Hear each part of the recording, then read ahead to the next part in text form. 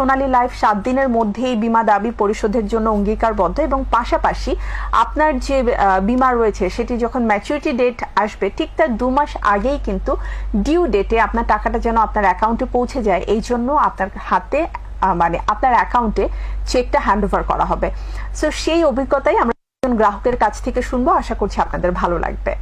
আমার নাম জহুরুল হক মুন্সি, আমি ঢাকার পান্থপথে আমার বাসা। আমি ব্যবসার সাথে জড়িত। জি, সোনালী লাইফে আমার 5টা বিমা ছিল। 5টা বিমার মধ্যে একটা অলরেডি ম্যাচিউর হয়ে গেছে এবং আল্লাহর রহমতে আমি ম্যাচিউরের পুরো টাকাটাই নির্দ্বিধায় পেয়ে গেছি। জি জি। এইটা সোনালী লাইফের শুরু থেকেই আমি জড়িত এটার সাথে। অন্য জায়গায় আমার পলিসি ছিল, কিন্তু উনি আমাকে এইখানে যোগাযোগটা করাই দিয়েছিলেন, এই জন্য ওনাকে আমি ধন্যবাদ জানাই যে এত সুন্দর একটা ইন্স্যুরেন্স কোম্পানির সাথে আমার যোগাযোগ করাই দেওয়ার জন্যে। এটা আমার ম্যাচিউর হওয়ার ঠিক 2 মাস আগে আমাকে টেলিফোনে জানানো হয় এবং আমার মেইলেও জানানো হয়েছে যে আমার এটা 2 মাস পরে ম্যাচিউর হচ্ছে। তো এটার জন্য কিছু পেপারস ওনাদের দরকার পড়ে, যেমন আপনার ব্যাংক অ্যাকাউন্ট নাম্বারটা লাগে বা অ্যাকাউন্টের একটা চেকের একটা ফটোকপি দেওয়া লাগে, সেই সাথে টিন নাম্বার লাগে, এরকম কিছু পেপারস লাগে। এই পেপারসগুলো সাথে আমার ছবি সহ আমাকে যোগাযোগ করতে বলে। তো আমি ওনাদের হেড অফিসে এসে যোগাযোগ করলে ওনাদের কাছে আমার পেপারসগুলো আমি জমা দিই, দিলে ঠিক নির্ধারিত দিনে। সবচেয়ে মজার ব্যাপার যেটা হচ্ছে যে বাংলাদেশের ইন্স্যুরেন্স যে কোম্পানিগুলো আছে, আমার একটা নতুন অভিজ্ঞতা যে যেখানে ইন্স্যুরেন্সের ক্লেমের টাকা নেওয়ার জন্য মাসের পর মাস বছরের পর বছর ঘুরতে হয়, এনাদের আমাকে ঠিক যে ডেট দিয়েছিলেন নির্ধারিত দিনে আমার ব্যাংকে পুরো টাকাটা ঢুকে গেছে। এটা আমার কাছে মনে হয়েছে যে বাংলাদেশে একটা অনন্য উদাহরণ।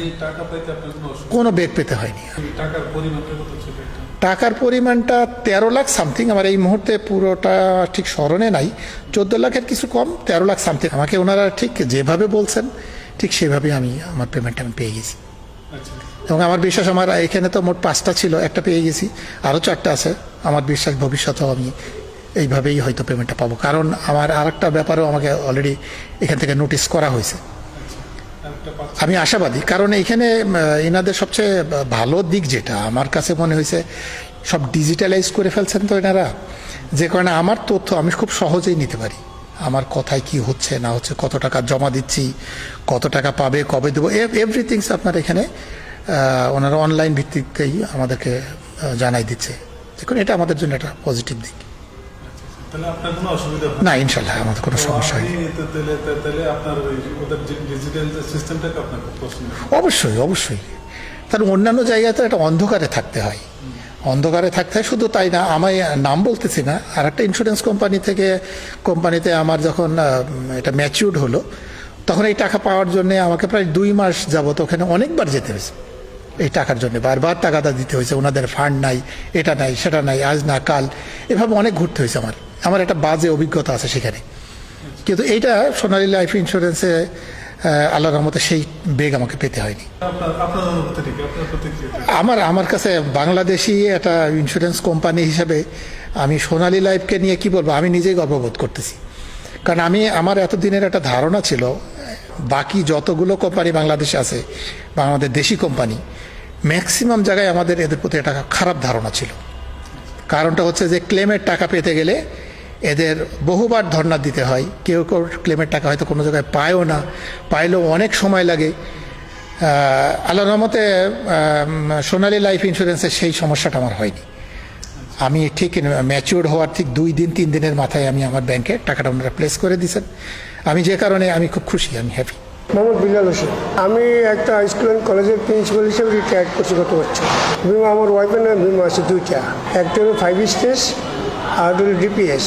হ্যাঁ, আমি গত বছর আপনার 50,000 টাকা পেয়েছি। বিমাটা ছিল আপনার 28/2/2020-এ। এটা 5 লক্ষ টাকার বিমা ছিল আর কি, বিমাঙ্ক 5 লক্ষ টাকা।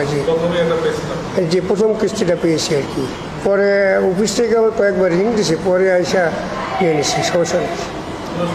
না, পরে আবার আমরা ওই 50,000 টাকা দিয়ে আরও 12,550 টাকা দিয়ে অ্যাডজাস্ট করে নিয়েছে, আবার পরবর্তী বছর জমা দিচ্ছি। কারণ সোনালী লাইফ ইন্স্যুরেন্স কোম্পানিতে আমার দেখা দেখিতে মোটামুটিভাবে দেখলাম যে অবস্থাটা বাংলাদেশে, এই আমার ওয়াইফের নামে এবং আমার ভাইদের নামে 5-7টা পলিসি অলরেডি আমি করাইছি। এটা দেখি আর কি, একটা কার্যক্রম দেখি আর কি, অ্যাক্টিভিটিস দেখেছি। জি, আমি আব্দুল মনির রনি। আমি সোনালী লাইফ ইন্স্যুরেন্সের একজন ইউনিট ম্যানেজার। আমার একটা পলিসি ছিল 2020 সালের, আমি জুন মাসে আমি পলিসিটা করেছিলাম 5 কিস্তি 5 স্টেজ প্ল্যান।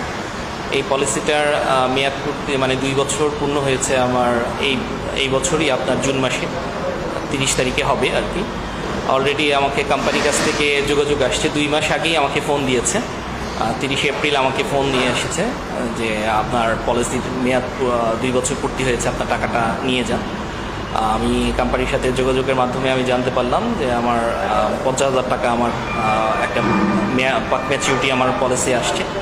তো সেটার জন্য আমাকে কিছু পেপারস চালো, আমার ব্যাংক স্টেটমেন্ট এবং আমাকে কিছু পেপারসে সিগনেচার রেখে দেন আমার মেয়াদ পূর্তির পরেই আমার যে 30শে জুন এই টাকাটা আমি পেয়ে যাচ্ছি।